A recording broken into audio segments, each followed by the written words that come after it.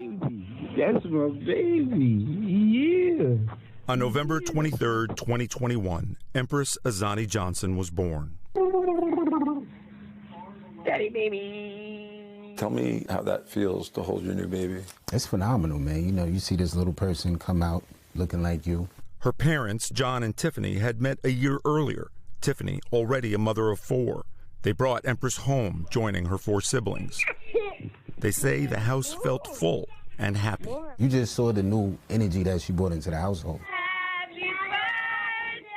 Shortly after Empress's first birthday, the flu was sweeping through their house. When she started throwing up, I'm like, oh no, like now she has it. But within hours, to Tiffany, it was no longer looking like it was only the flu. She just started stiffening, like her eyes. She looked out and it would go blank.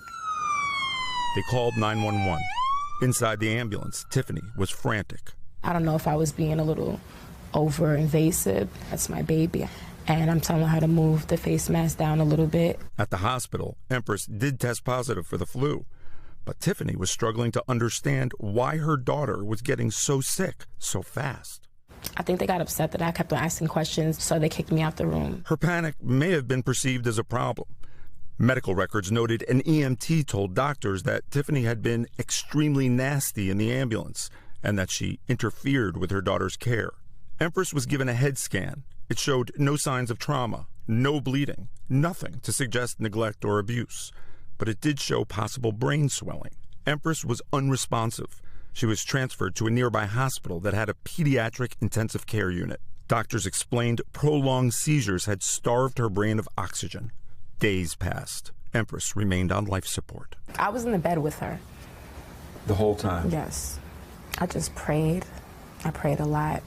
I just wanted her to wake up. She didn't. A doctor had came in and they were like, you know, she suffered irreversible brain damage. By then, doctors say scans showed definite brain swelling and bleeding. An ophthalmologist also reported blood behind her eyes. 3 findings many doctors believe is evidence of shaken baby syndrome, also known as abusive head trauma. This is when they gave us their conclusion that they had reached, that the baby had been shaken. Not only shaken, but shaken and then thrown, they said. In an instant, their grief was compounded by suspicion. I know nothing happened to my baby. I know nobody did anything to my baby. How'd that make you feel?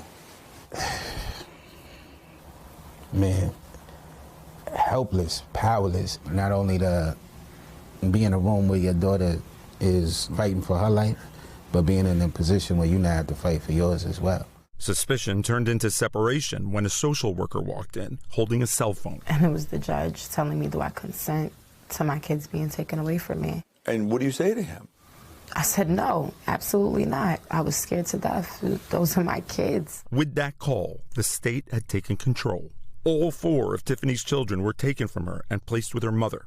No lawyers, no hearing, no choice. My baby is here dying in the hospital, and now you want to take my other children away from me. I couldn't believe it.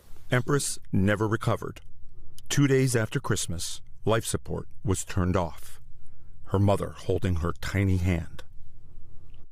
The beeping of the monitors is a sound her parents say they will never forget. You could hear a heartbeat, and we had to sit there and listen to every beat until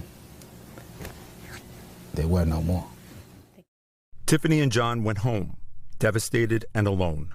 They were never arrested, never charged with a crime. Instead, they'd been pulled into a parallel justice system, one that operates in sealed courtrooms without juries. In criminal court, you are innocent until proven guilty. In family court, you are essentially guilty until you're proven innocent. Jessica Horan Block is a lawyer with the Bronx Defenders. She represents parents in family court who have been separated from their children, often after a medical allegation such as shaken baby syndrome. In many circumstances, families are separated and children are removed based on poorly investigated findings. The danger many children face is undeniable. Every year, more than 500,000 are the victims of abuse or neglect. About 2,000 died in 2023. CPS workers see that trauma up close. Their job is to protect children, and every day they make grueling, high-stakes decisions under enormous pressure. And then you hear the horror stories Yeah, of where someone is kept with their abusive parents and they die. Right. Yeah, I mean, I think that is in the back of everyone's minds in the system that are making those decisions, but that can't dictate how you deal with every family. Each family deserves to have a careful analysis. She says that's especially true with shaken baby syndrome cases, because science has proven the same symptoms many doctors see as abuse can have other possible causes. Jessica says while the science has advanced, the system has not, and that all too often, suspicion of abuse comes first, even though a medical conclusion might be wrong. What is the general profile of people that you see most affected by these charges of abuse? Data shows in New York City that, and frankly nationally at hospitals, that Black and brown individuals are more likely to be investigated. John says at the hospital, he was mindful about how he might have been perceived. It's America, right? So I had to maintain my emotion because, I knew the picture that they were trying to paint of me. I couldn't hand them the brush. These are Tiffany's 4 children, Majesty, Story, Noel, and Lenny. Empress, to me, she was like a little angel. Like, when everything happened, it just disappeared in like a snap of a finger. I didn't talk to anybody at that point. I was just there, like in the house all the time. Lenny had been the first in their family to catch the flu. Guilt just floods me. Not only am I dealing with the grief of my sister, but also the guilt of feeling responsible for my sister's death. He says he tried to tell CPS workers that he had loving parents and a safe home, but they wouldn't listen. We're trying to tell them the truth, and it's like we're being ignored. Story was just 5 when she lost her little sister. Do you remember that? So, when my grandma told me, I, started crying. That must have been so hard. It's okay. I'm sorry. 8 months passed. Tiffany and John finally got Empress's completed autopsy report. It found she died of natural causes, the flu and a bacterial infection leading to severe seizures and a lack of oxygen to her brain. Still, CPS kept the children from going home. It takes nearly 2 more months for the case to be dismissed against these parents. Mara Flater is the family's attorney. How egregious is that to you?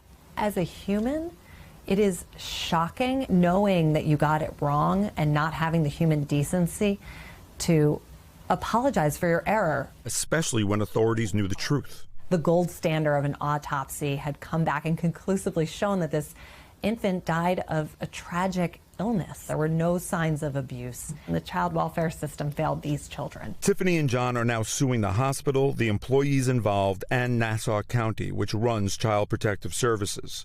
None provided comment, although the county filed paperwork to dismiss the suit, and so did the hospital, arguing in part.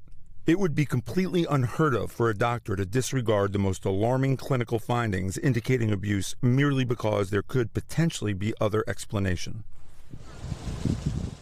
Nearly 10 months after being taken from their home, the family was together again. How did it feel to have all 4 kids home again? It was great. I had a lot to undo and fix. They're all affected. They all are. It took a million years to get there, but at the end of the day, it's like no justice was served. The stress of the situation fractured Tiffany and John's relationship. You're not together anymore? No. How much of a role do you think Empress's death played in that? I think it was definitely a domino effect. The children are home now, but Lenny wants the family court system to know the damage remains. They need to actually respect the people that they're claiming that they're taking care of. Our voices do matter. It could emotionally impact us so much more than they think.